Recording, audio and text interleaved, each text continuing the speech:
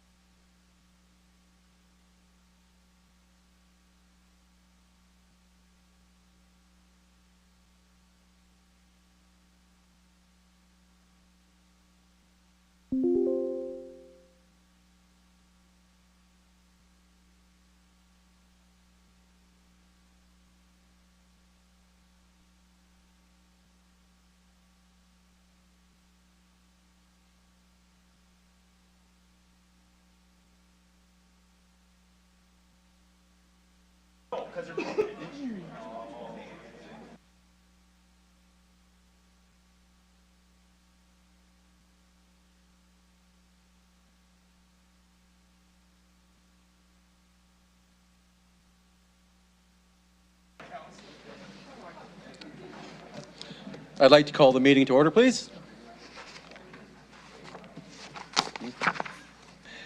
Good morning, and welcome to the May 14th, 2025 Executive Committee meeting. We acknowledge that we are on traditional lands of the Treaty 4 territory, a treaty signed with 35 First Nations across southern Saskatchewan and parts of Alberta and Manitoba, and the original lands of the Cree, Saulteaux, Dakota, Nakota, Lakota, and on the homeland of the Métis Nation. The City of Regina owes a strength and vibrancy to these lands and the diverse Indigenous peoples whose ancestors' footsteps have marked this territory, as well as settlers from around the world who continue to be welcomed here and call Regina home. Some of the members of the committee and administration may be attending the meeting today through video conferencing. I would like to remind those members of the following. Please ensure that your video camera and microphones are turned off. If a member of committee wishes to speak, use the raise hand function to be placed into a speaking queue. When speaking, remember to unmute your microphone and enable your video camera, and all votes will be conducted with a recorded vote.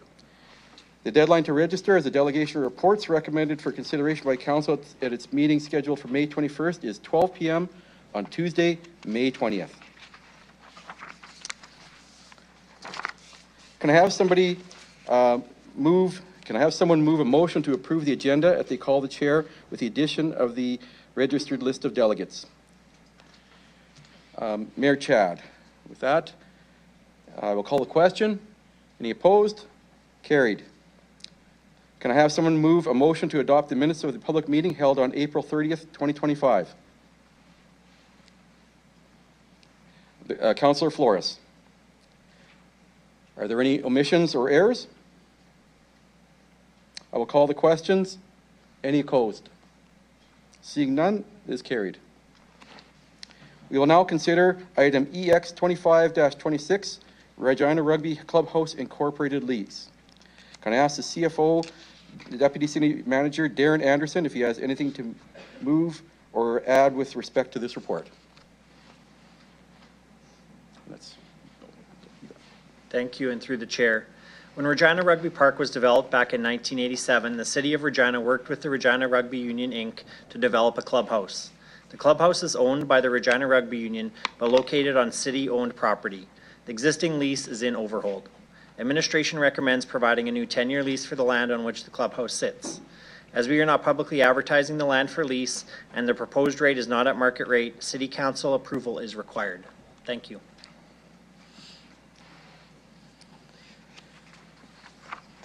Can I have someone move this report with an amendment to the date in recommendation number 5 to read as May 21st, 2025? Councillor Mancinelli. Okay. Councillor Mancinelli, do you have any statements to make in relation to this motion? At least it looks like it's all in good order, and it's a great organization. Thank you. Got here. So, Councillor Fro. Yeah, thank you through the chair. Just administration. When the rugby union was last here, there was some discussion with Mr. Hooker and through him as council on just sort of 3 areas that were of concern for them. One, the ability to derive revenue to sustain their operations, and I understand, I believe that's been addressed in the lease. The other issue, perhaps a little more challenging, was the ability to ensure sort of adequate access to the fields to grow and sustain the sport of rugby, recognizing that there's lots of other really important activities that take place there, notably flag football, but wanting to ensure that the lease, the language in the lease lent itself to ensuring that, you know, given the history there and the investment of that union in the building and in the adjacent fields. So just wondering if you can speak to that, if from administration's perspective, if we found a balance to support the entire community, but also to ensure that the rugby union and through them their teams have appropriate access to the field. Dan, do you know? Thank you through the chair. To the best of my knowledge, the teams have access to the field as needed. Thank you. Through the chair, there seems to be some confusion for the rugby community and administration as to sort of language around right of first refusal, right? So there's a feeling amongst some in the rugby community that having built a clubhouse and laid out a large capital outlay for those fields, that they have sort of the right to use those fields first. I'm not suggesting that, and nor have I heard anyone from the rugby community say they don't want to support other sports. Do we have a position on that from administration's perspective? Because it's something where many councillors have been consistently asked about. That's why I asked that in this forum. Sorry, through the chair. We currently, when rugby helped develop the land, they did have access and priority use of the field. That's been out of the agreement for about 10 years. We are looking at our allocation policies, and we do work directly with rugby and flag football in particular at those fields to find compromises where there are conflicts in bookings. Sorry, I don't understand. So is it administration's understanding, given the historical relationship and now moving to the current lease, how does administration view priority access to the field vis-a-vis the rugby union? Respecting and appreciating that we look for accommodation, that's great, but just wondering our administration's view on priority usage for the club for the rugby union, because it's something that I and others have been consistently asked about from the rugby community. Sorry, again, through the chair, thank you for clarifying that for me. The lease is actually with a separate entity now that's separate from the allocation of the fields. So the allocation of the fields does remain separate from the lease. Okay, thank you so much. Councillor Rathridge. Through the chair, yeah, I just wanted to kind of confirm, I guess, what you're saying, that's why I had my light flashing, is what we're dealing with right now is specifically the clubhouse. It's totally separate from the fields. Correct. Right. Correct. Exactly. Gotcha. That's just wanted to confirm, but yeah.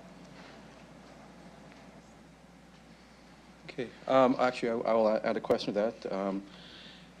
As Councillor Fro had mentioned there's just little concerns about the allocation order.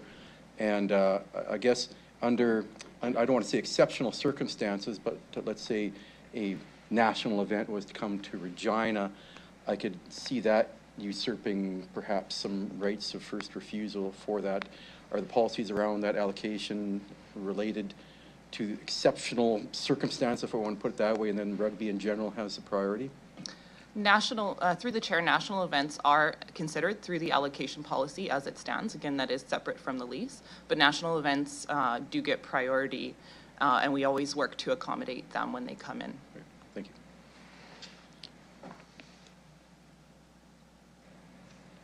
Okay, I see no further questions on the floor. Can I have somebody move this? Okay, sorry, yep. Okay, Councillor Masanelli, do you wish to close debate? Do you wish? Okay. Okay, there are no further questions. I'll get the clerk of the council to call the vote, please.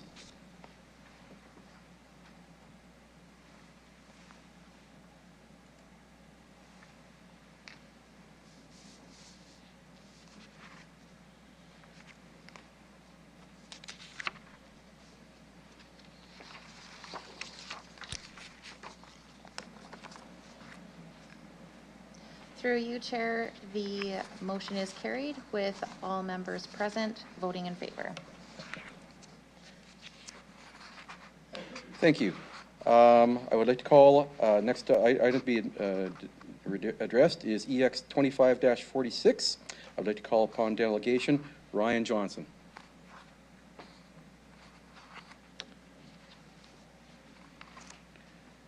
Okay.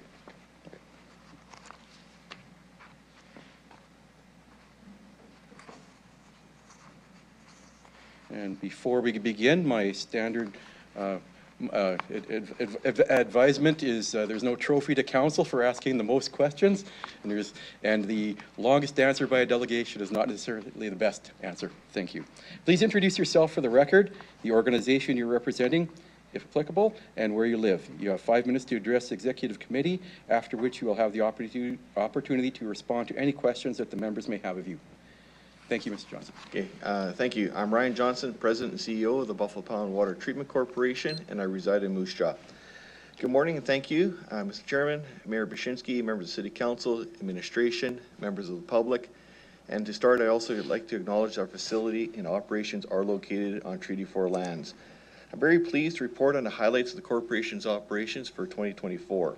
The corporation met all regulatory requirements and criteria for the production of safe drinking water and its obligations under the unanimous membership agreement with the cities.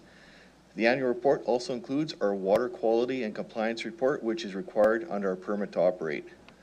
Financially, on a cash basis, the corporation did have an operating deficit of $287,000, most of which is from water sales were below target by $721,000, but there were some savings to reduce chemical and operating costs, utility costs, and some deferred maintenance of $433,000. The year-end operating reserve is about $982,000. The capital reserve did increase by $22 million as planned to cover the cash flow for the plant renewal project. The capital water rate was developed to sustainably cover all our costs for the corporation's capital needs. Revenue of $122 million includes the final loan, the remaining grant funds, and our water sales. The expenses in 24 were $100 million. The year-end capital reserve is $57 million. We still had some waste discharge issues not meeting our permit to operate regarding chlorine and total suspended solids going back to the lake. The plant renewal project will address this. Taste and odor objectives were off track for 48 days, exceeding our internal target of 8 due to construction activities with the plant renewal project. The taste and odor quality was 86.8% for the year. This should be resolved with ozone commissioning in May of this year. Water quantity objectives were close to meeting our objectives. The City of Regina had to operate their wells for about 135 hours and withdrew about 200 megaliters due to temporary limitations on the plant's capacity from construction activities. This should be resolved in mid-June, where the plant will have a firm capacity of about 220 million liters per day and a total of 250.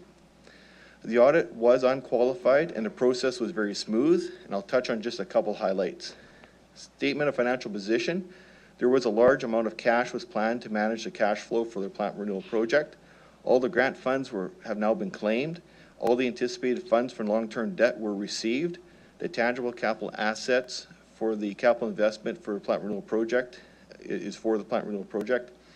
The result is an increase in accumulated surplus. Statement of operations, a surplus of 58.9 million may look high, but based on timing difference as grants are addressed immediately, but capital is amortized over time. This will change over once the plant renewal project is complete and our spending becomes stable. Note 7, our asset retirement obligations. Asbestos was found in 2024 in the old administration building.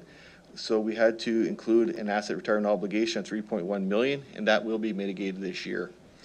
Note 13, contingent liability. Our solar power project general contractor went to receivership just before the project was complete, and we withheld funds to cover the loss of the warranty period and to cover deficiencies. We are preparing a statement of defense in this regards. For construction for the plant renewal project commenced in July of 22. As of the end of April, the project is progressing, and we have currently spent 282 million of the $325 million budget.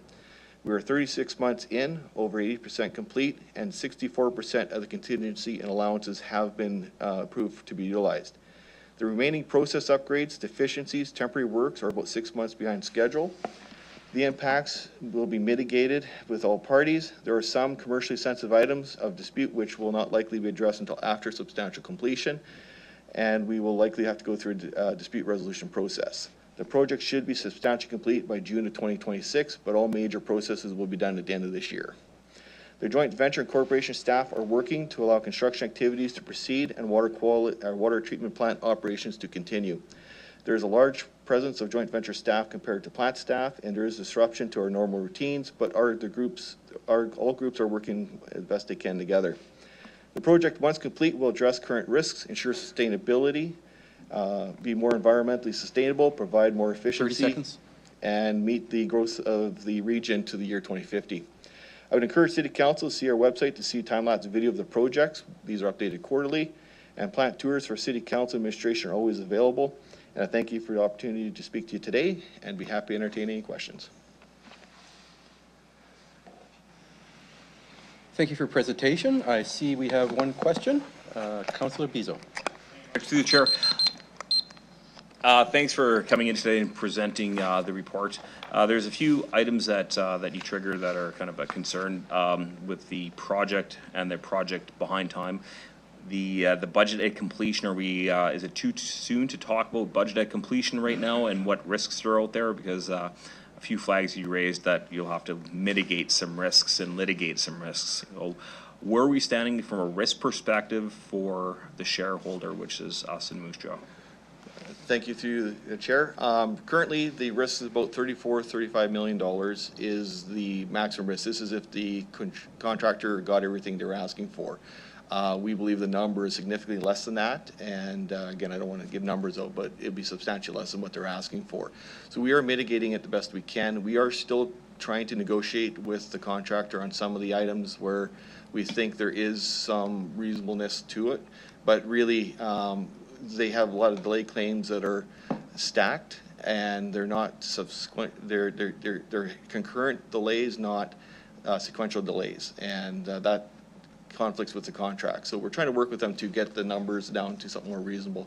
But you know, whatever we can manage some of the risk if it goes through and they're successful in part of it. If they're successful in all of it, which would be extremely unlikely, we would have to come back to the two cities and ask for a final loan, and it would be proportional to the two cities' ownership. Do you know roughly what that number would be? I do, except for I don't want to use that in public because we don't want to give any information to our general contractor. Okay, so are the risks you mentioned delay risks? Is it scope, time? Like what are the delays as a result of? Basically, if there's 3 steps that have to be done. Step 1's done by the general contractor. Step 2 can't start till step 1's been completed, done by the general contractor, and step 3 is done by our forces. They would be still working in step 1.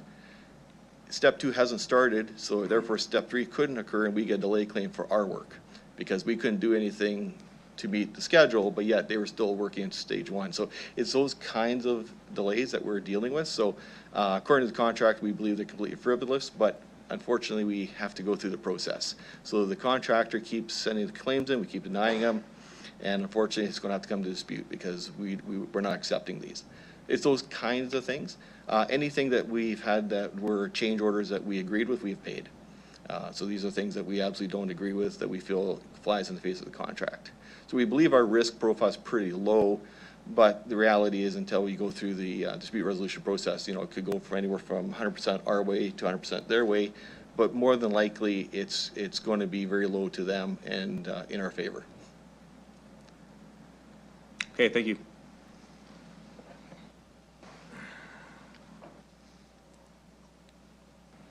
Councillor Mancinelli. Scratching back some memories here.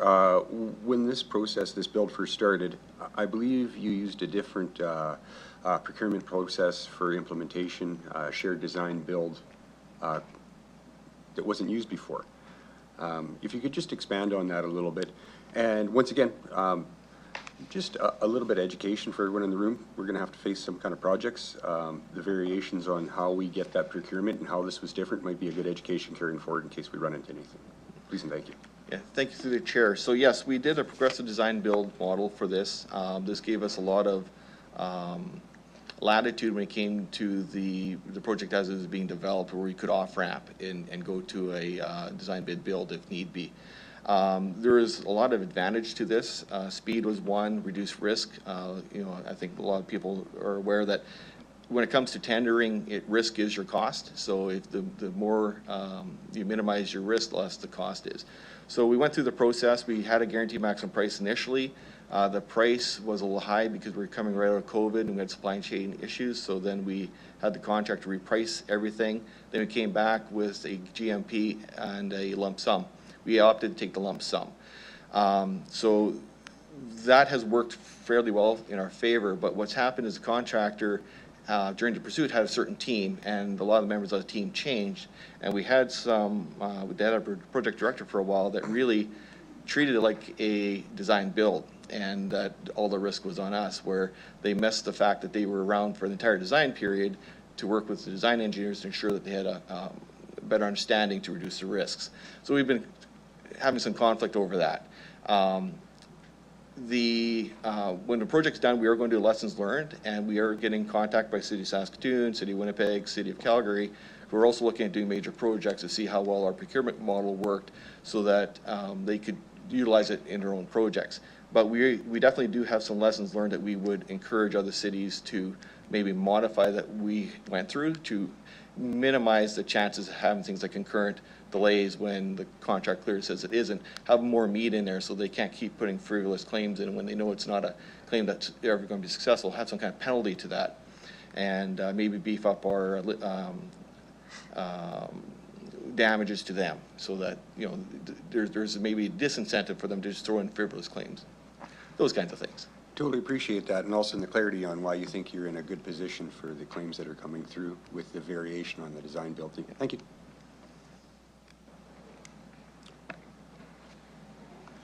Councillor Seacless. Thank you, through you, Chair. Hey, Ryan, good morning. Where does the solar piece fit in here? Is it part of the plant renewal process? I don't see it in that paragraph descriptor. Thank you, through the chair. It was not part of the general contractor's tender. We did it as a side project because the general contractor didn't think it was in their best interest to do that piece. We did it sort of parallel to it. But so it came out of the $325 million budget, but it was managed by our own staff. And just looking at it from a CCA point of view, you can write this off 100% in year one. Do we qualify for that as a plant to do that? Thank you, through the chair. In this case, because we're not for profit, we don't pay taxes. We do file taxes, but we don't pay taxes. So having a CCA on it doesn't help. But when it comes to tracking our tangible capital assets, yes, the finance department that we just so council knows, we pay the city of Regina to look after our finance piece for us because we're too small to have our own finance department. So we use city of Regina rules and PSAB rules when it comes to how we track that, so that the capital, once it's fit for purpose, will be amortized over a period of time. But those calculations are done by finance people that are much better than I am. Okay, I'll ask that later. Thank you.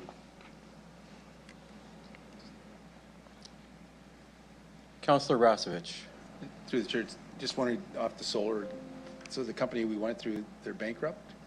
So is that affecting anything out at the plant? Thank you through the chair, the councillor.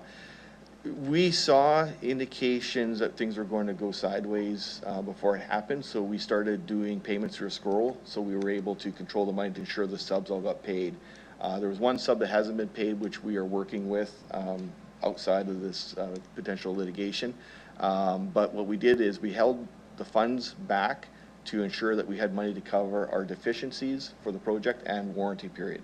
So this is what the receiver's trying to get back, is they'd like us to give that money back, feeling it's not ours, but we had made it very clear at the time that the company was getting into trouble that we were going to withhold these funds for these reasons, and we'll track it.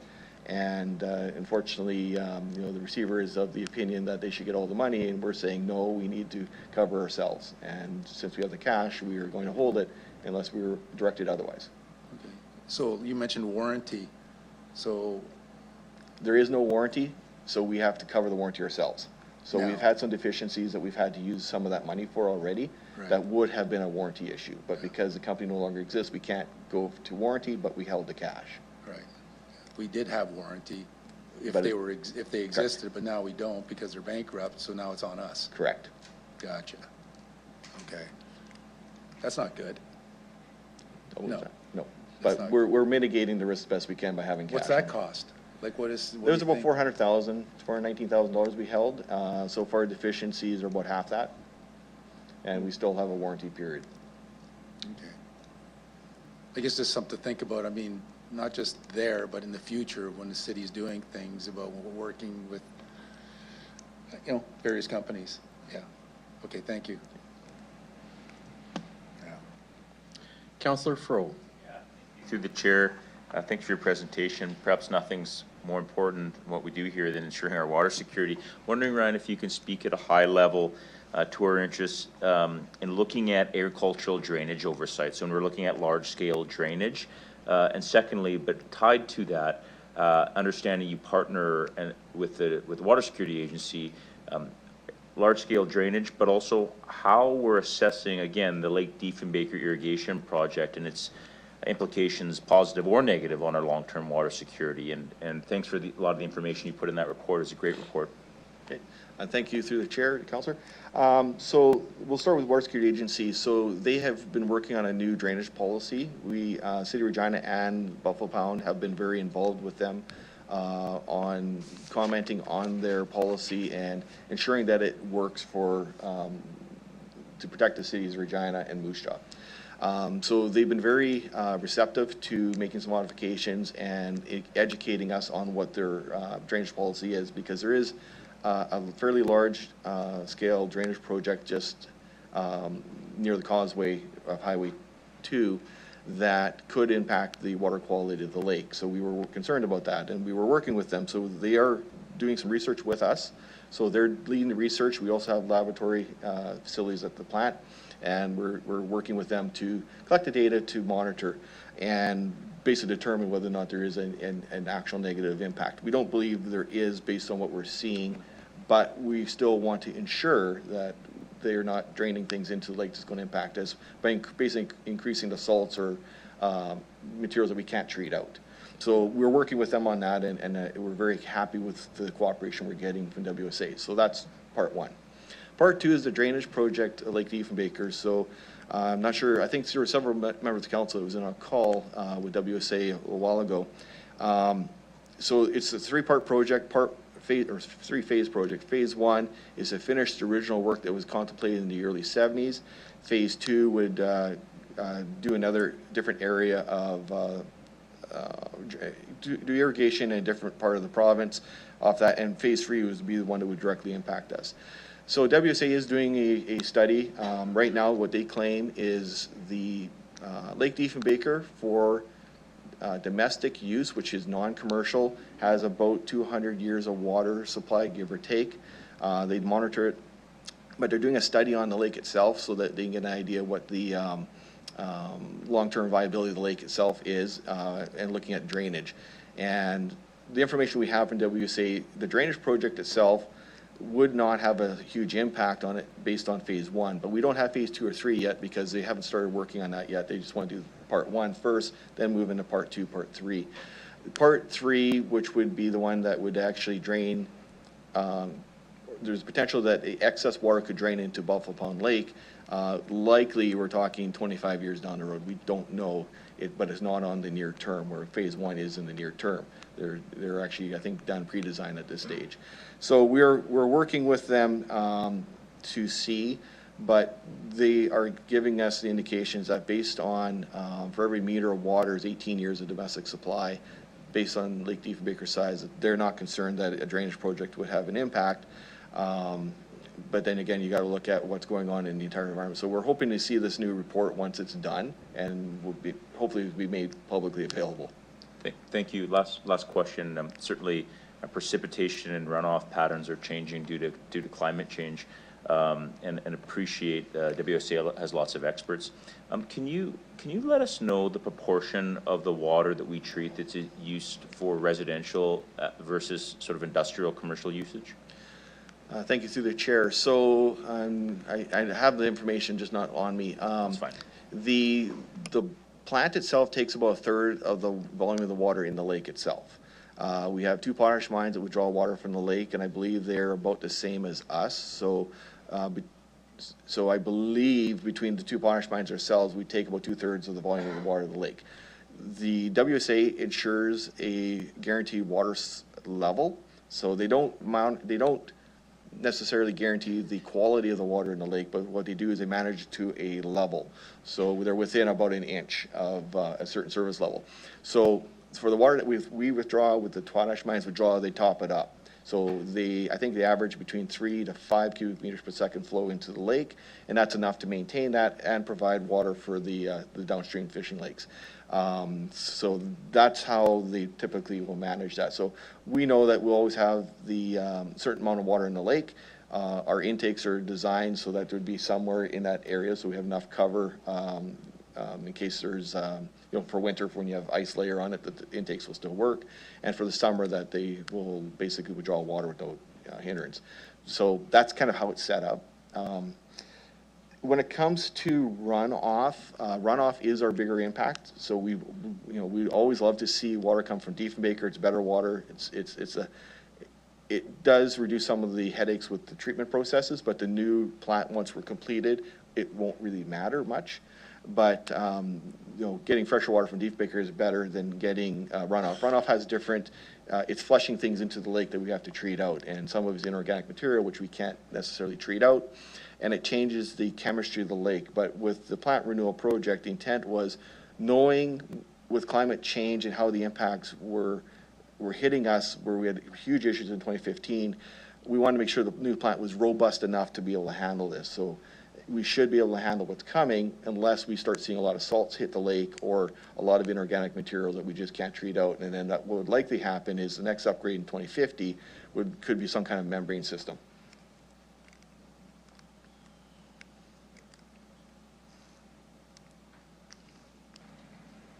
Councillor Seekles. Thank you, through the chair. Just trying to find somewhere in here, Ryan, that talks about future think with respect to what size of a city we can handle with Buffalo Pound. Because we're doing some work as a team to put together an initiative to grow and think in regional terms. So where could we expand to, and when do we need that plan B? Thank you, through the chair. So City of Regina definitely could respond to this as well, but I'll respond from my perspective. So when we were looking at the plant renewal project, we looked at the City of Moose Jaw's long-term master plan for growth in the city and the region. We looked at the City of Regina's master plan for growth in the city and the region. We came up with numbers looking at a high, medium, and low rate. Through discussions with both cities, we came up with a size for the plant which should allow for growth in the region, and the region is the area we cover. So Regina, Moose Jaw, the industrial corridor, and communities within that, because there's a possibility the plant could end up servicing other communities, either through the cities directly or directly from the plant, depending on how things go. We also have Saskwater as a customer who also is in the business to try to grow their water sales. So so we took all that information, and just to give some data, the most water the plant has ever produced in a 24-hour period is 186 megaliters. The plant currently is rated at 205, but the old plant couldn't run 205 megaliters continuously. It could do it for 3 or 4 days, but couldn't do it full time, just because there was some inherent problems in the old system. The new plant was designed to run 220 megaliters firm capacity, which means we have redundancy, and we could do 250 flat out. So that was the growth from the two cities, allowing us to get to 2050. We also have room that we could add more processes for low dollars in case the growth demand is accelerated. Yeah. And but I don't have number of people. I think it was 350, 400,000 Regina. Moose Jaw, I think, was 100,000. But then, you know, industry has more impact than people. So if you have big industry in the Moose Jaw Regina economic corridor, that would have a bigger impact. So we had to design for that. So if we did our job right, in the year 2050, we should be using water around the 200, 220 megaliters and still have the additional capacity. But when we do the next upgrade in the year 2050 to get us to 2075, that would then upgrade further for based on whatever future growth that is. So 220 megaliters, not including sort of some big announcement for a industrial use, could handle up to 400,000 residents? I'd have to do quick math, but I think it might be better if City of Regina would give you the idea what was in the master plan for numbers. Okay. But I think it's in that 350, 400. Okay. Thank you.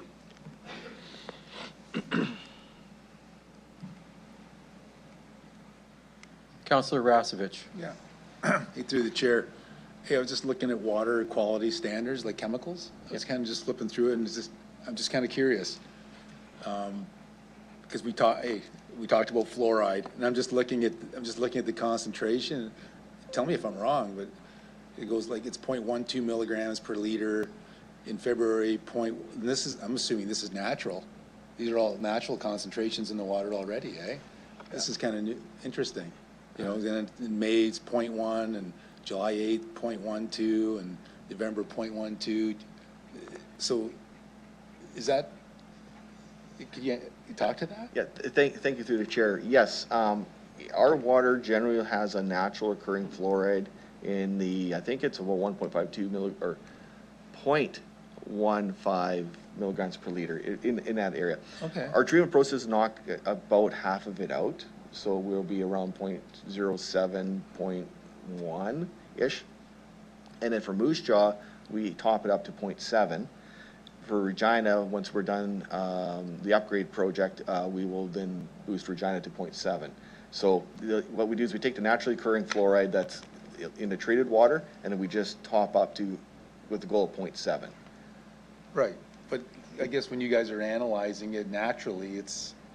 Yeah, it's much smaller than that though, right? Like there is some naturally occurring fluoride in the water. Yeah. So if you look at, I got the page here you're looking at. Here. So this is in the raw water. Let me confirm. No, treated water. So treated water shows the naturally occurring fluoride is about 0.12. The low average is 0.09. High is 0.13. But we would be adding, so Moose Jaw would be adding on the high number, we would have been adding 0.57. Because, I mean, I guess what I'm saying is those numbers like 0.12, it's above 0.7, which is recommended, like by Health Canada. No, none of those numbers are over 0.7. Oh, right, sorry. Yeah, I'm sorry. Okay, so it's well below the natural. Yeah. Gotcha, okay. Yeah, I was just looking at it wrong. Anyways, hey, thanks for the clarification. Appreciate it.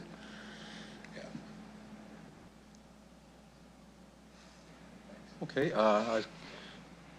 Got just a couple questions. I noted that on December 5th, 2024, there was a potential exceedance for fluoride in the transmission line to Moose Jaw, and that was caught within 12 minutes. And it's on a smaller diameter pipe than the vast storage cavern or cisterns, whatever you want to call them, in Moose Jaw. And so with that, you'd be able to say that people have absolute confidence that any kind of technical issue would be caught early and then would be diluted, that when by the time it gets to any person, there'd be no chance of any problems. Thank you through the chair. That's correct. Also, the Moose Jaw system is different than the one Regina's getting. Regina's system, we'd catch that in about 2 minutes. Moose Jaw system takes a little longer, just how it was designed. We weren't a part of that design process. Where the Regina one, we are doing the design work with the consultants. So the Regina system will be a lot more, it's a much better, more blessed system than what Moose Jaw has. And because of the incident, we actually did have to shut Moose Jaws off until they were able to rectify their issue. Okay, thank you. And then just in the Buffalo Pound drainage area, are there any restrictions for agricultural operations, cattle, swine, similar things like that? Are there any restrictions on what can be placed there? Thank you, Mr. Chairman, or through the chair.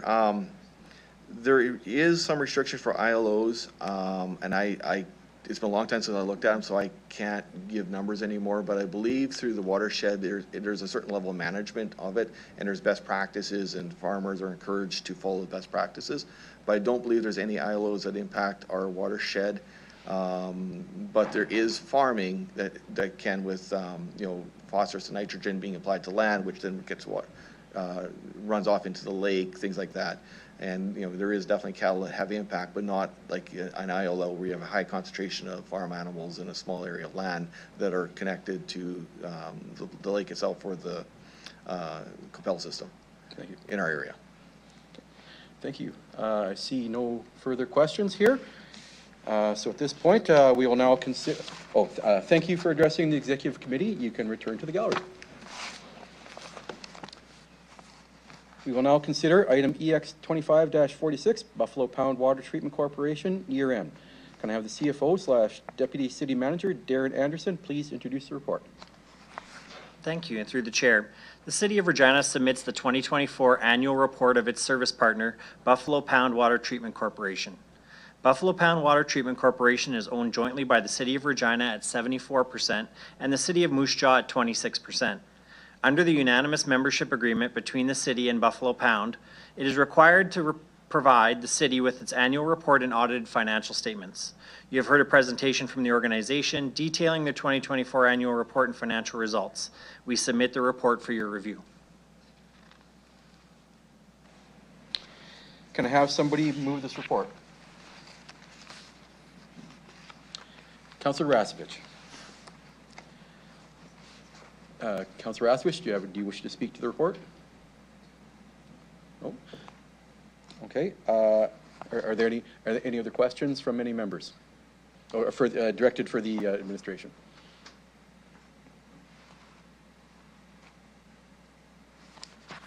Seeing none, I will ask the clerk. Oh, do I? Okay, you betcha. Okay, Councillor Rasevich, do you wish to close debate? Okay, I'd like to ask the clerk to start the vote.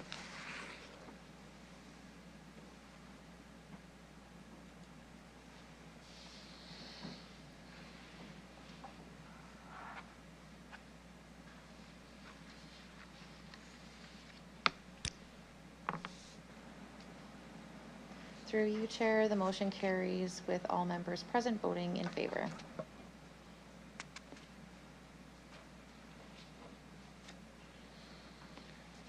Okay, next we will consider EX 25-48.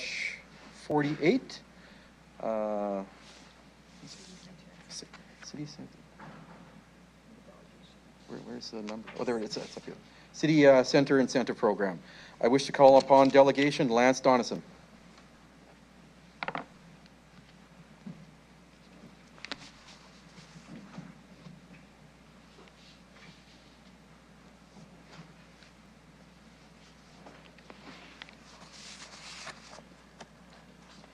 Thank you for coming. Please introduce yourself for the record the organization you're representing, if applicable, and where you live. You have 5 minutes to address Executive Committee, after which you will have the opportunity to respond to any questions members may have of you. Thank you. My name is Lance Donison from Regina, and I am the Executive Director of the Regina Warehouse Business Improvement District. Through the Chair, Mayor Bashinsky, members of Council, thank you for the opportunity to speak today. And I want to express our support for the City Centre Incentive Program. As Executive Director of the Warehouse District, I see firsthand the impact this initiative will have, not just on bricks and mortar, but on the future of Regina's core. Right now, Dudney Avenue, our main artery, is under construction, as I'm sure we're all aware. And it's disruptive, it's necessary, and it is indeed transformational. But infrastructure alone doesn't breathe life into a district. And people do, businesses do, and investment does. This program gives us the tools to turn disruption into momentum. The grant streams for storefront improvements, tenant fit-ups, and temporary land use are exactly what our small businesses need to stay resilient during construction and to prepare for what comes next. These aren't abstract dollars. These are real-world solutions that will help a local shop redesign its facade, help a new entrepreneur take a chance on an empty space, and help us activate vacant lots with arts, events, and energy. And the 5-year tax exemption for new construction on long vacant lots, that is literally a game changer. We have underutilized land in the district, waiting for the right moment to become workplaces, housing, retail, or gathering spaces. And this is the moment. This program also reflects something I think we all can agree on that's extremely rare in policy, which is flexibility. Delegating authority to administration means decisions can be made faster, programs can evolve, and we can build alongside you, not behind you. We've been working hard to reimagine the Warehouse District as a signature destination for business, for culture, for community, and to ensure that it remains truly the soul of the city. This incentive program is foundational to that vision. It allows us to move from planning to doing, from detours and excavators to patios and pedestrians. Looking ahead to 2026, we're preparing for a grand reopening of Dudney, a celebration of what we've built. And this program helps ensure we have something worth celebrating, and the businesses and activity to sustain it long after that ribbon is cut. Council, I know you've already shown bold leadership by investing in our infrastructure, and this program is how we build on that and ensure those investments continue to pay off for decades. On behalf of the Warehouse District, our businesses, our builders, and our residents, thank you for your continued support, and let's keep this momentum going. Thank you. Thank you for your presentation. I see we have one question here so far. Councillor Seacliss. Thank you, through the Chair. Good morning, Lance. Thank you for coming and presenting. Yeah, message clear, tax exemptions, flexibility, reimagining coupled with action. What, in your estimation, is the pent-up demand for some of these projects? Through the Chair, thanks for the question. Clearly, we know there is a demand. There is people that want to invest and grow in the community. It does seem like there is a sort of lid on a boiling pot of water right now that I think needs to be removed. A lot of that, certainly when talking to investors and builders, seems to be red tape issues. I think the more we can remove some of that, create flexibility, opportunity, allow them to move quicker, I think is great for the community as a whole, allows us to keep the momentum going that we're seeing, especially given the huge investment in infrastructure coming into the district. Yeah. Do you have any information from administration, and I can ask this later, as to if we take the lid off the pot today with a vote, how soon can businesses start with their projects? You know, it's difficult for me, sorry, through the Chair, it's difficult for me to speak to the exact timelines on that, but I think the sooner we can get going, the sooner things happen. Okay. Thanks.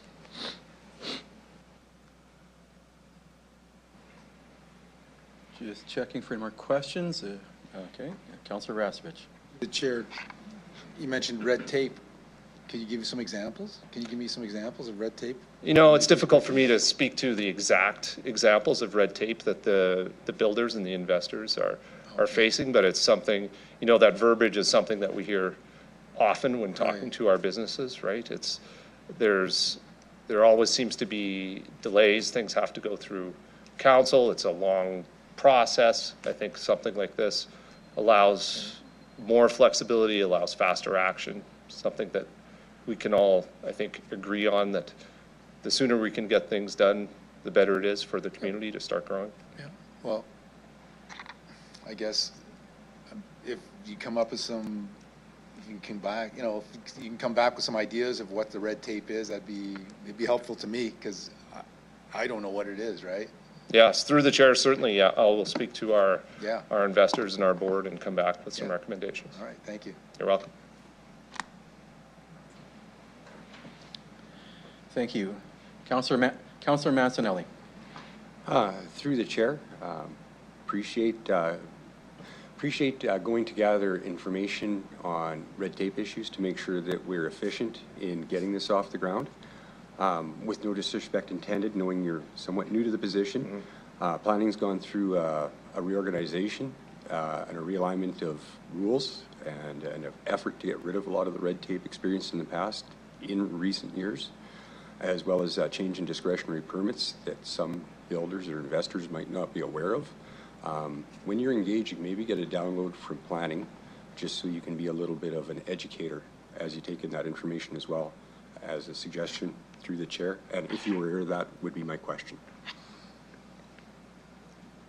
Thank you, through the chair. Yes, thanks very much for that. I think that's great advice.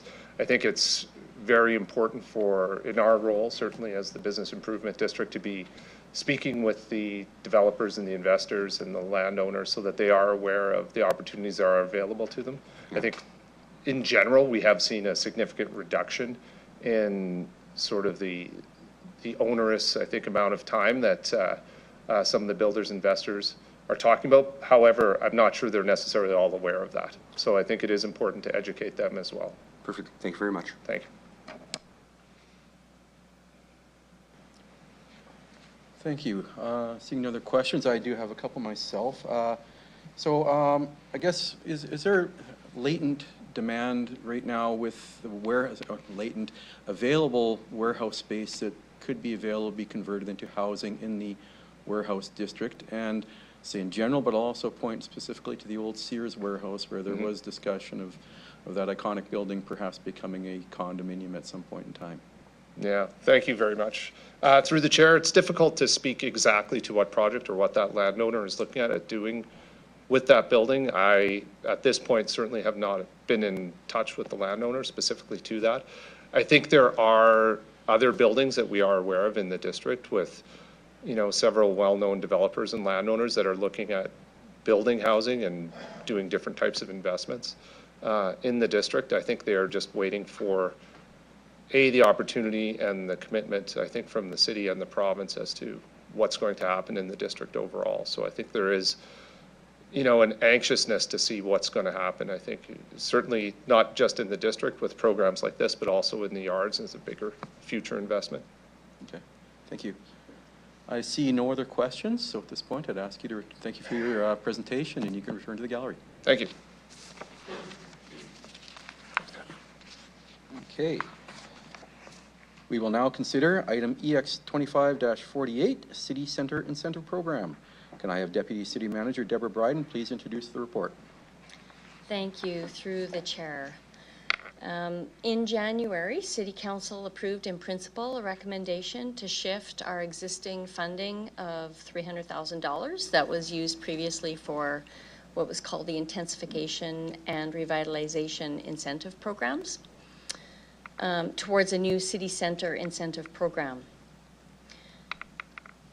This program focuses on economic development, vibrancy, and infill for the city centre.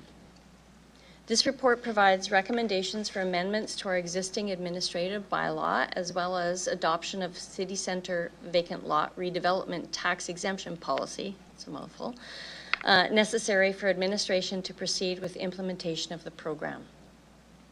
Some high-level key points. The City Centre Incentive Program is a tool to support initiatives that encourage diversification of the market, renewal of existing vacant spaces, as well as an opportunity to support placemaking through investment in the private realm. The program includes 4 incentive streams, which provide either a grant or a tax incentive. These streams are in direct alignment with the city's strategic priorities, our official community plan, as well as our underutilized land improvement strategy, and support the vision plans that have been prepared by both RD Bid and RW Bid to support investment, vibrancy, and infill development with the area. We're very excited about this grant program opportunity, and we are excited to work with both business improvement districts in order to provide information to the districts and the property and business owners about the programs that the city has available, including some of the changes in our zoning bylaws and some of the work that we're doing to help advance their vision. Thank you. Thank you, Ms. Bryden. Can I please have someone from council move the report? Councillor Turnbull, thank you. That's one of those moments. I do double clutch in here for that with the gears. Do you wish to speak to it? I'd like to say that I believe administration has done some really good work here back in January to get to this point, and doing things to support our local and small businesses, especially in our downtown area, is super important. When you're working with heritage buildings and all that, these incentives are important to our overall growth as a city. I also want to take this opportunity to give further props to our city, because as someone in the industry, I have gotten a lot of messages from designers and architects about how quickly our permitting has been going lately. And how quickly our timelines have sped up to get building permits. And that has been a work in process. So there are some, I understand the concerns about the red tape, but the red tape has been a work in progress, and it is, as someone who is from that industry and has many, many colleagues in that industry, the timelines to get a building permit have significantly decreased, and your work is noticed. Thank you. Councillor Seacless. Congratulations, team, on the customer service focus. It shows from our departments. I have 2 quick questions. Number 1, the one I asked earlier, if approved today, how soon can we start? And question 2, if it is oversubscribed, what will we do? That's the tougher of the 2 questions. Thanks, through the chair. So yeah, we are pretty much ready to launch upon approval, after City Council approval. And if we're overprescribed, well, we'll ask for more money, of course. In future budgets. So yeah, you know, we're monitoring this. We understand, you know, $300,000 is not a huge amount of funding when some of the projects are significantly higher. I will tell you that historically, the last 2 programs, we did spend all of our money. And that's a great thing. It's exciting to say that we're fulfilling and, you know, getting all the information and people are actually using the programs. That's exactly what we want. And so I'll be super happy to be here talking 26-27 budget and, you know, requesting more funding for these programs. Thanks, Deb.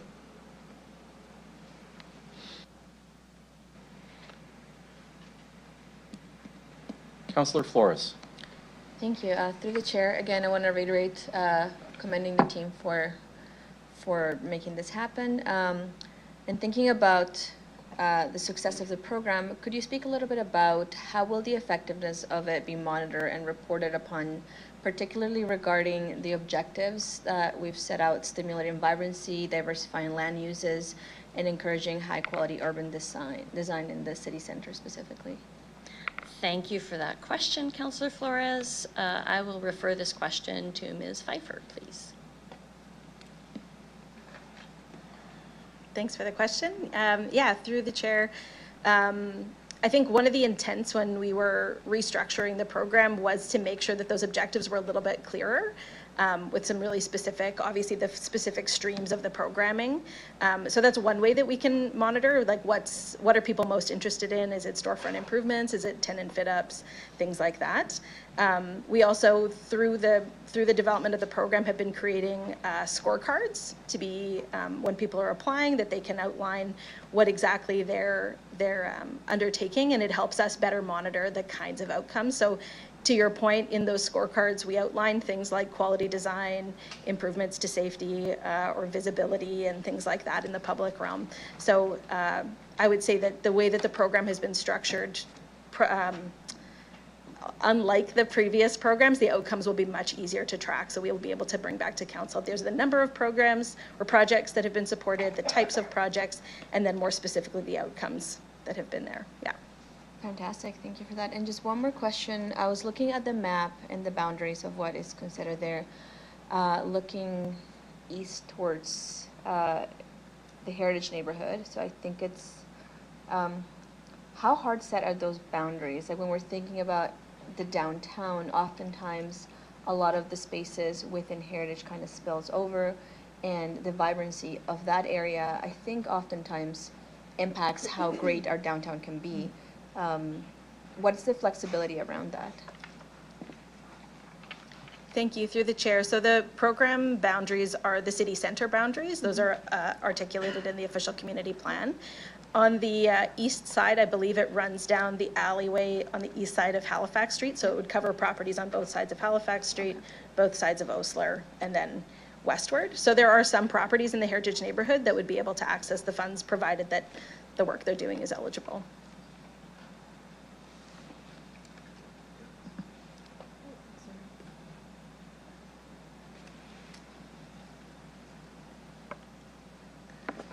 Through the chair, if I could also add to that, you know, recognizing that we do have a limited amount of funding, we wanted to really be able to focus so that we can actually see the impact of what's happening.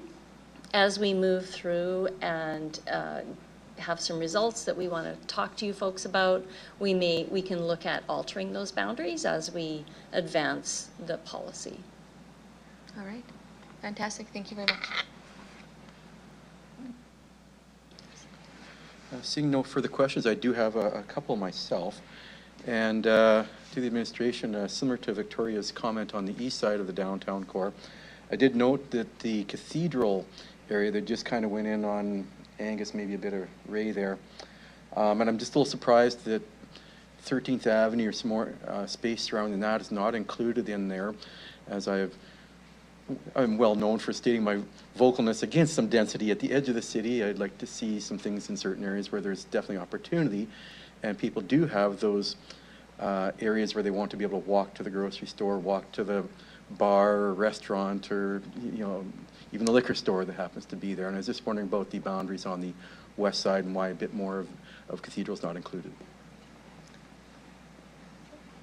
Thank you. Through the chair, again, really similar to the answer for Councillor Flores, is really the city center boundary is described in the official community plan, and really that was the boundary that we're using for this portion of these dollars. And as we advance and move, then those boundaries may change as we need to reconsider where we're investing our dollars.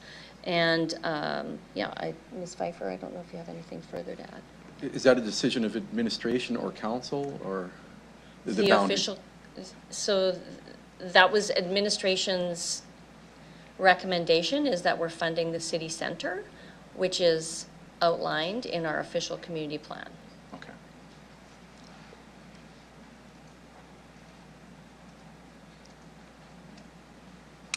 Seeing no further questions, Councillor Turnbull, do you wish to close debate? I'll just say it again. I think this is good start to supporting some of our local businesses and revamping our downtown. I agree with other councillors that maybe in the future we could look to expanding this to some other areas of the city, but I support this right now and see it as a good starting point and perhaps growing it in the future. I will ask the clerk to start the vote.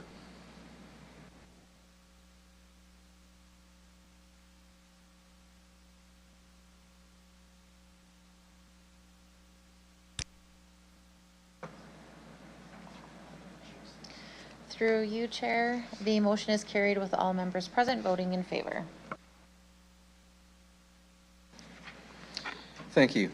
We will now consider item EX 2545, Regina Ski Club Storage Building Lease. Can I have CFO, Deputy City Manager Darren Anderson, please introduce the report?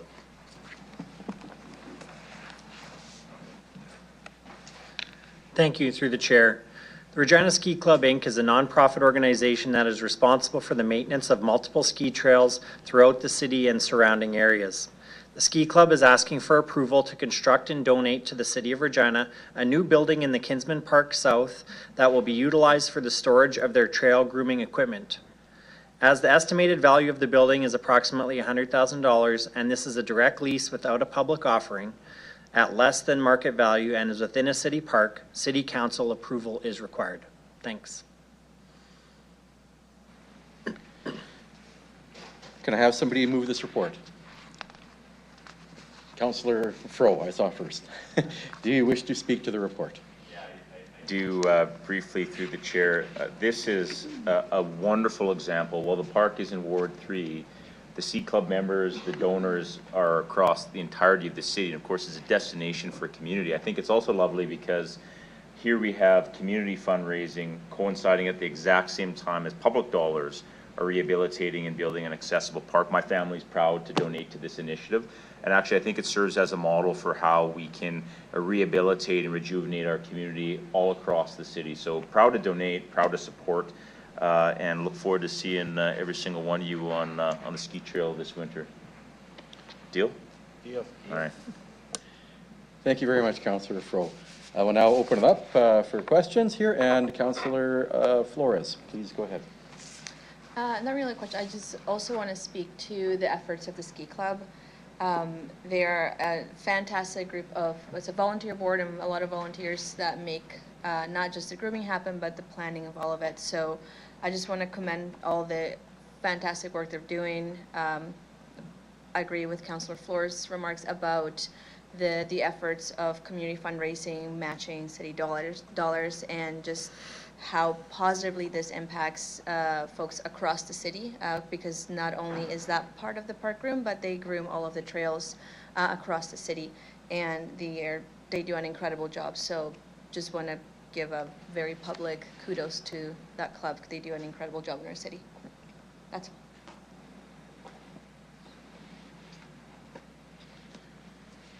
Councillor Mancinelli. Just a question. We have a rec master plan. Is this one of the pieces of the rec master plan, and does it facilitate a need in that use to mark it off the list?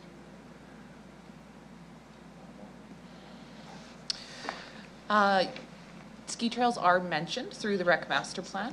The building that's being replaced, unfortunately, was lost due to fire.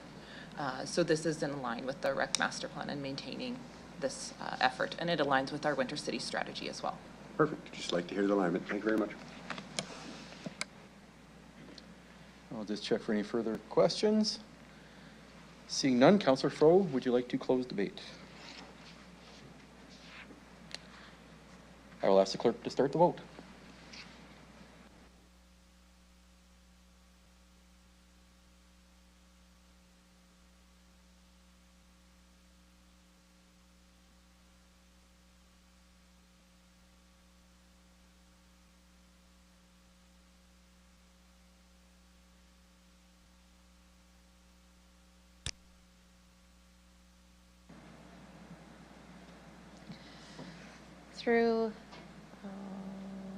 Through you, Chair, the motion is carried 9-0. Councillor Bizo was temporarily away for the vote. Thank you. We will now consider item EX 2547, City of Regina submissions to Canada Housing Infrastructure Fund. Can I have Acting City Manager Jim Nicol please introduce the report? Thank you, Deputy Mayor. I'll provide some brief opening comments, and then I will turn it over to Mr. Jedlick and Mr. Kistner, who can respond to your questions.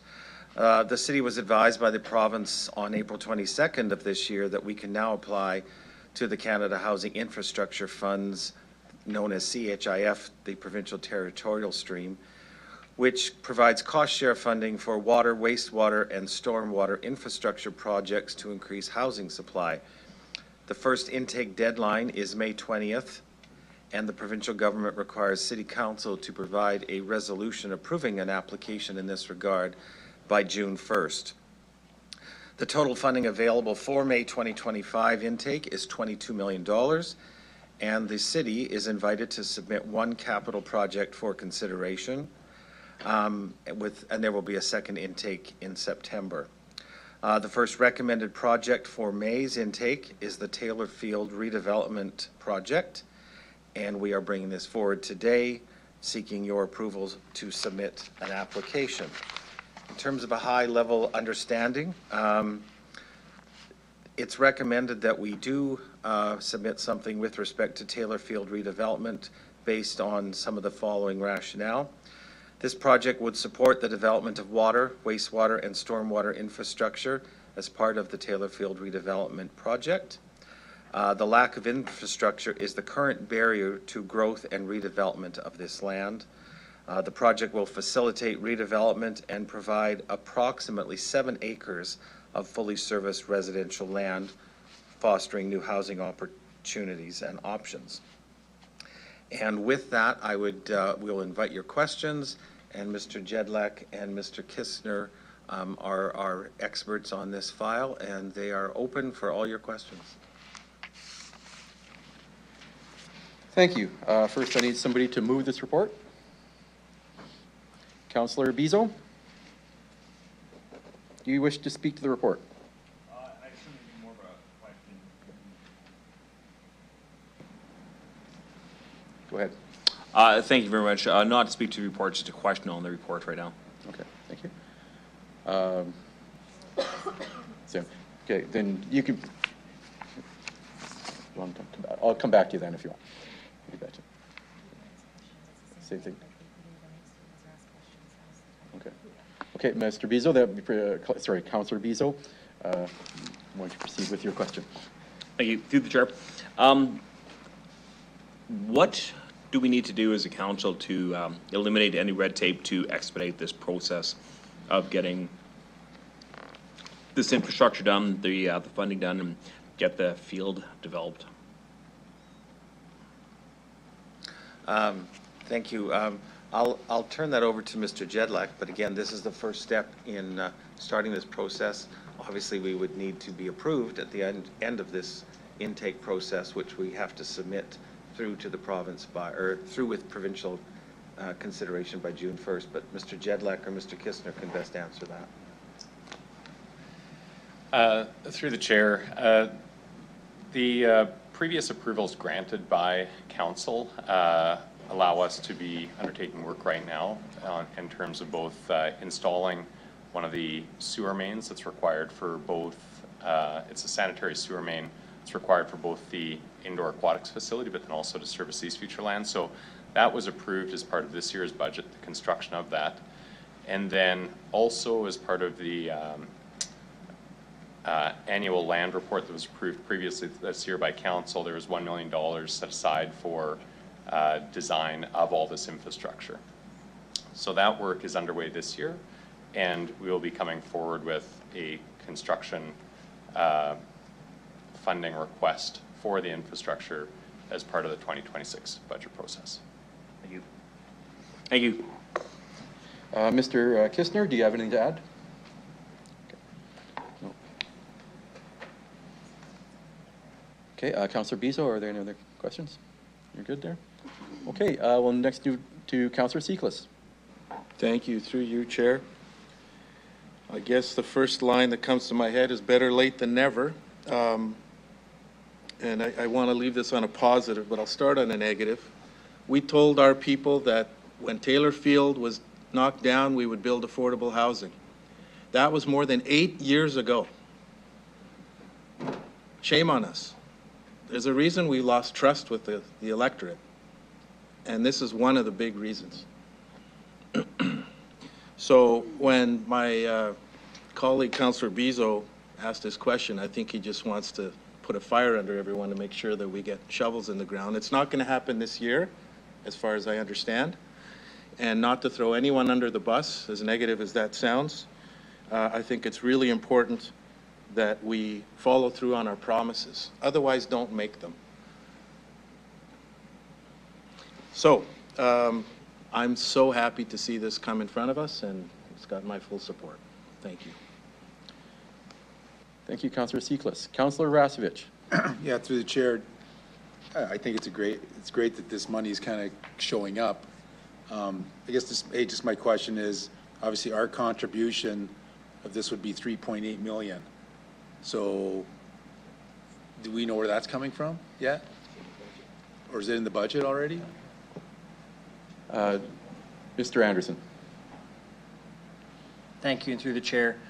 Great question. So as Mr. Jedlick had outlined, you know, this year's plan is to do has budget for it to do the design work. The 1 million. The work would then be pushed into 2026, 2027 budget, which we would put in there, and this would all run through the land development reserve. So this is part of that long-term plan. Awesome.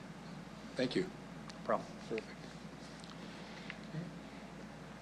Land development reserve. Questions here? Okay. Next, we have Councillor Fro. A brief comment. I just want to, acknowledge and thank administration for their work on this. Clearly, the federal government has indicated funds are available, but we got a great team that does this work. Similar to Councillor Seeklis, I support our role within it. Just my only question is, and if it's premature, that's fine. We can discuss that at a later date. When we envision the final outcome of Taylor Field, do we envision a combination of affordable, mixed, middle housing? Do we have a specific weighting to what we envision for that site, knowing that affordable housing is critical and needed, but that I think council has also been told that healthy communities have a combination of different types of housing? Just curious, and if that's premature, that's fine too. So, Mr. Jedlick?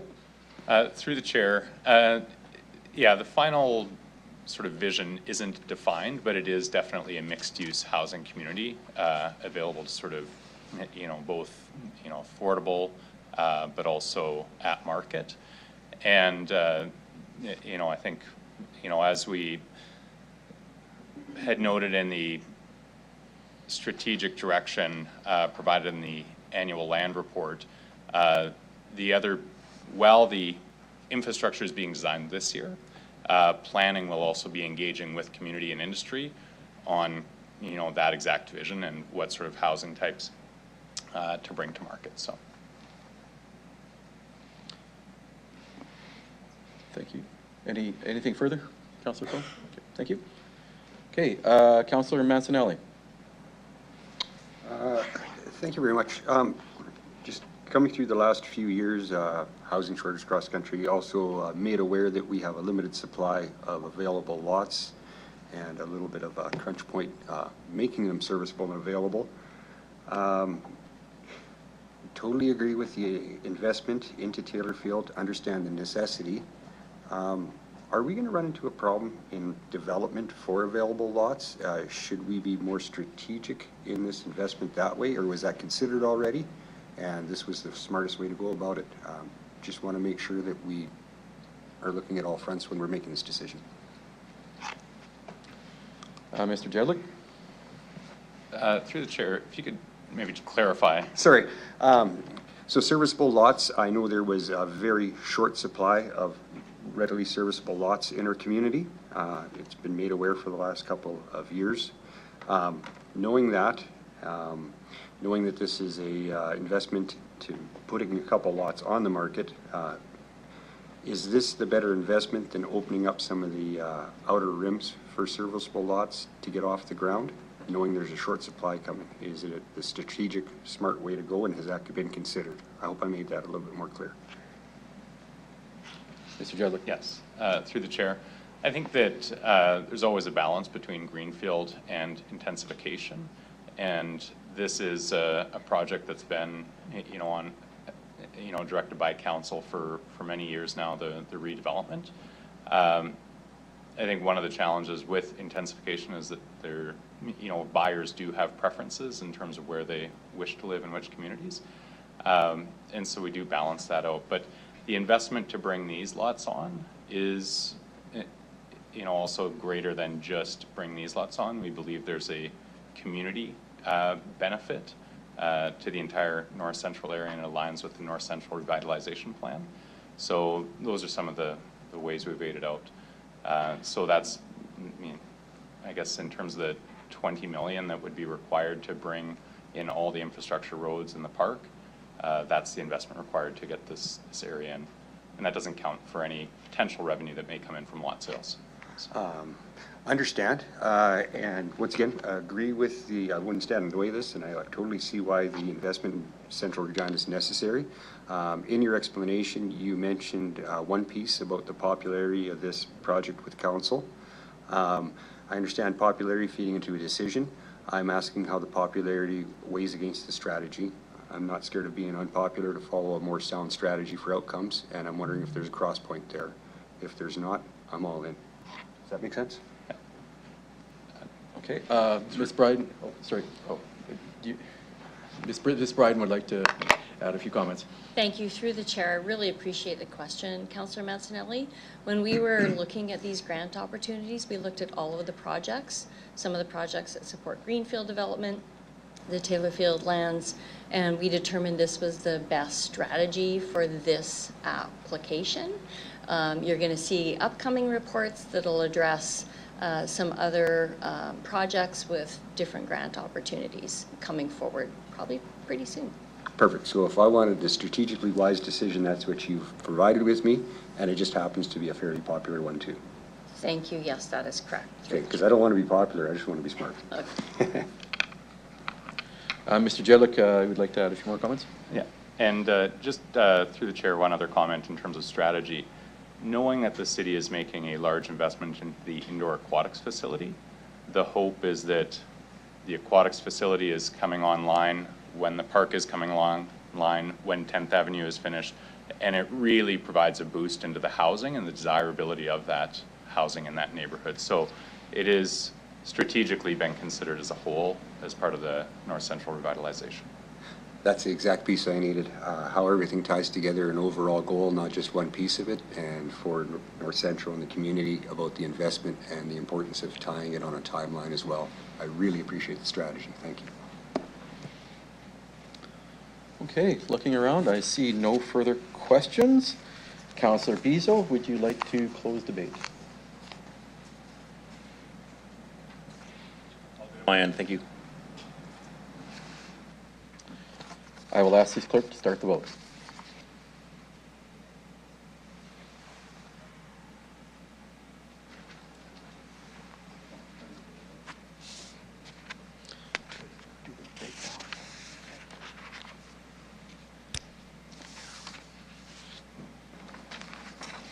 Through you, Chair, the motion is carried with all members present voting in favor. Thank you. We are almost, we're 5 minutes ahead for our scheduled break here, so we will, Mickey says to me here exactly 10:24, so we will be back here at 10:39.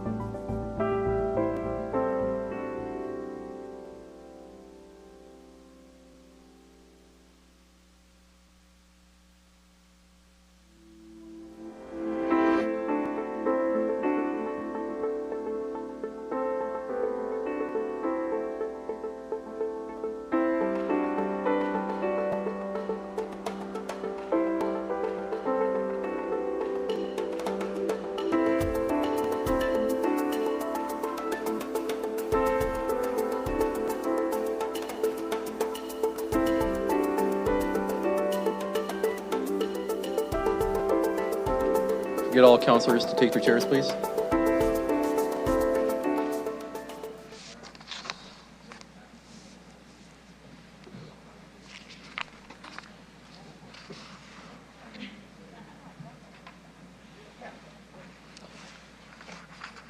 Thank you. We will now consider item EX 2549, Water Network Expansion and Unfunded Development Charge Projects Debt.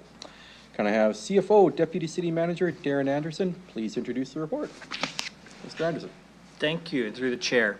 At its March 17th, 2025 meeting, City Council considered and approved item CM 25-3, 2025 proposed budget, which identified $115 million of borrowing required in 2025. As such, administration is requesting approval to begin the process to issue the $115 million in debt in 2025, $85 million for the remaining long-term debt required for the water network expansion, and $30 million to fund a portion of the unfunded development charges projects. Thank you. Thank you. Can I please have someone move this report? Councillor Flores. Councillor Flores, do you wish to speak to the report? We will now open the up for questions from councillors. Questions or comments or dissertations?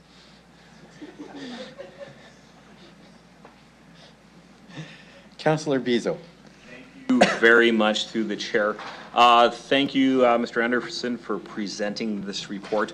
The question that I have is really looking at the bigger picture and more looking at that higher level overview, looking at more debt, more budget items, more tax implications. Can I ask you a question specifically on this one? We're going through the report and it's stating another mill rate increase specifically for the additional money that's being borrowed. What does this implication look like so far as projected in the 2026 budget of where we'd be sitting at with this new ask of this borrow compared to where we're going to be sitting in for 2026? Do we have any foresight on what's happening for 6 months down the road for another budgetary increase? Mr. Anderson. Yes, that's through the chair. So yes, as noted in the report, our estimate right now, again, we don't know what market rates will be when we issue the debt, but our estimate right now would be in that 2.2% mill rate increase to cover for the debt we'd be issuing this year. So that would go on to next year's mill rate. Okay. Through the chair, I'm going to ask specifically on this report. I'm getting an uneasy feeling with how much debt is going to be issued out there and implications on our budget coming up in 2026. I'm going to ask for a tabling motion to be put forth at this time to push this thing out for 30 days so we can actually have a bit of a deeper dive with respect to this debt and with respect to what the bigger picture would look like. And through the chair, Mr. Anderson, does this pose any issues if we table this and push this thing out for a little while? Mr. Anderson. Yes, and through the chair, yeah, this would have significant impact on our ability to raise the funds this year. As it was approved in the budget already, it's a requirement. So if we didn't get this funding, we would have a $115 million deficit, which by law would require us to collect all of that in the following year through the mill rate. So I would recommend not pausing this. I'd also like to remind council that last week the debt report came through council at the council meeting with the long-term implications and the long-term plan, excuse me, around our overall plan for debt and what's been asked through the SMB in terms of debt allocation. Councilor Bees. So are you actually making the motion then? Yeah, I still want to make the motion. And I understand, we're looking at the long-term debt, but we got to look at the long-term goals where we want to sit with our city. We had a Bank of Canada report. Councilor Bizo, we can't debate or. Yeah, no, I'm just. It's simply the motion and. The motion is to pause this and take a bigger look and have more of a discussion surrounding the debt and where we're going with the debt. I realize that we are looking for debt to finance project and debt financing, but would 2 weeks be sufficient to put a pause so we can do a bit more of a deeper dive on this one? So the question, so to administration, the question is, would 2 weeks be? I'll let you answer. Yes. Mr. Anderson. Yeah, so through the chair, 2 weeks probably wouldn't harm us. Again, it just leaves us less wiggle room for when we want a time to plan this. We've got to engage with the capital markets, engage with our provincial government. Lots of steps along the way here in issuing this debt, but 2 weeks I don't think would have a material impact. Thank you.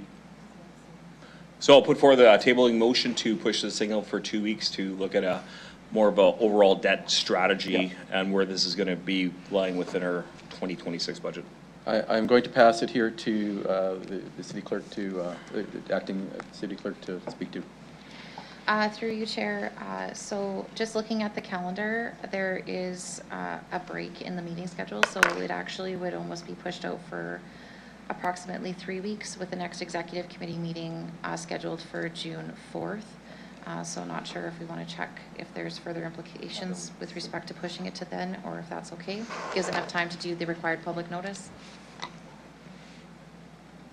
Mr. Anderson?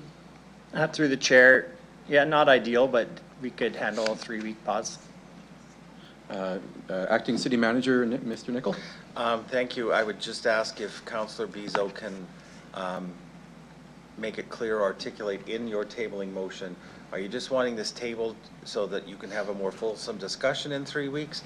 Or are you asking administration to come back with some kind of analysis or additional work to address some of your concerns? I would like for some, and through the chair, sorry, I would like through the pause on this thing for 3 weeks for administration to come back. We do have the debt report right now. I want to look at projections of the 2026 budget, where this is going to be.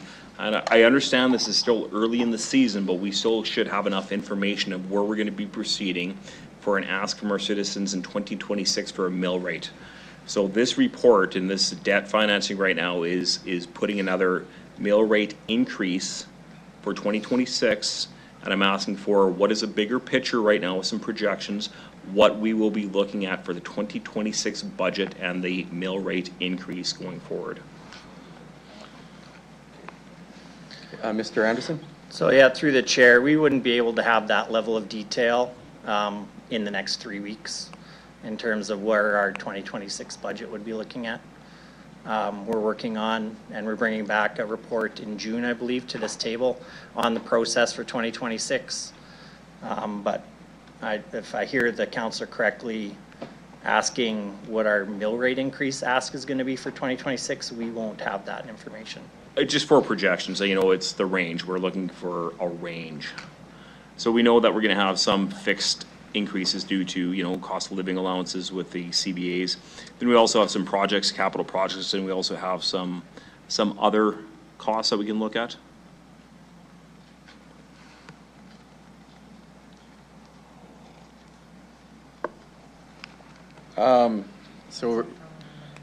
Okay, we've got a couple of questions here for clarification here, just related to that. So I'm going to go to Mayor Chad Baczynski. Thank you, through the chair. So just a point of clarification. So this particular debt we're talking about is what was, this is related to the approved debt for the water network expansion specifically. You're talking about the broader debt. There's a bigger debt asked at this point that's going to say 2.34, I believe it says later on the report. So we already said 1.34 with a $100 million debenture. Now we're asking for the additional money. So it's another ask for more money and another debt. I don't think that's true. Can I get clarification from Min on that? Yeah. So Mr. Anderson? Yes, through the chair. So the mayor is correct. All we're asking for today is permission to go ahead with the approved amount of debt that was approved in the budget. There's no additional debt in this report.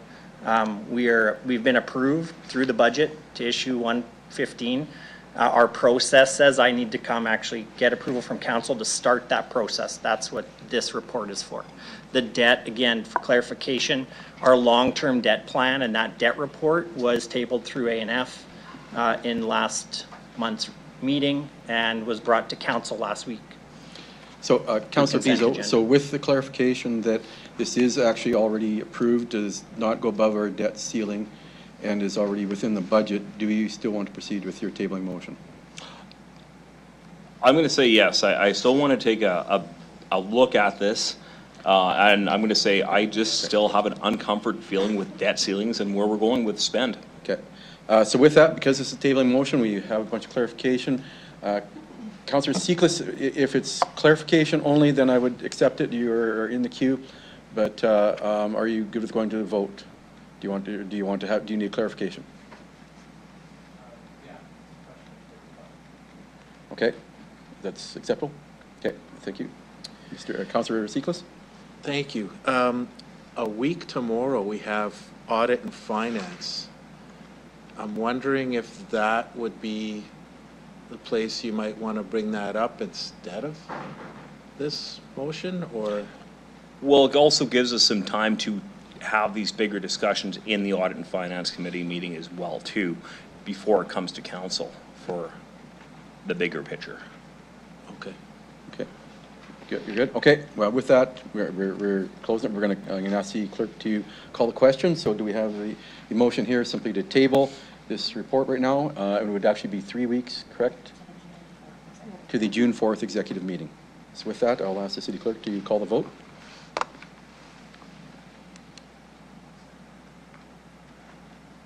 Oh, do we?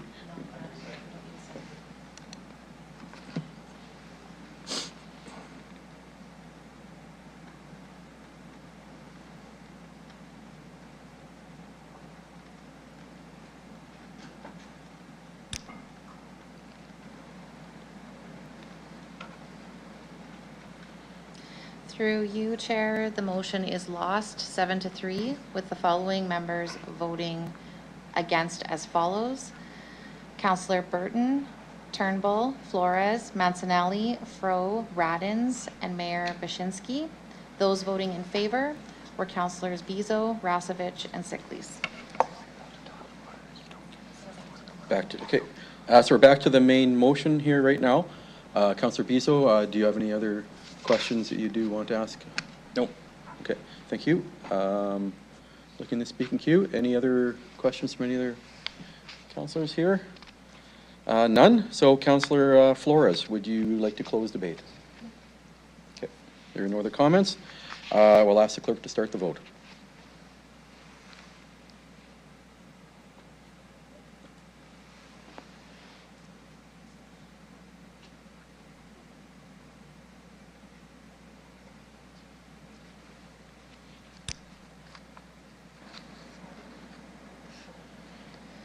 Through you, Chair, the motion on the main motion is carried 9-1, with the following members voting in favor as follows.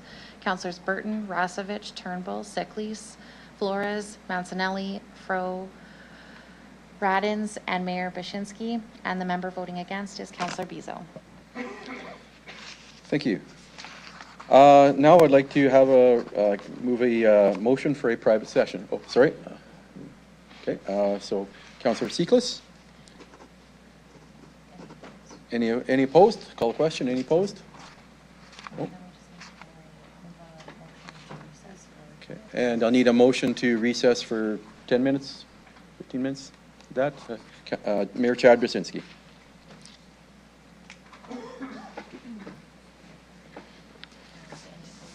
Oh, any opposed? Sorry. Thank you. That is carried.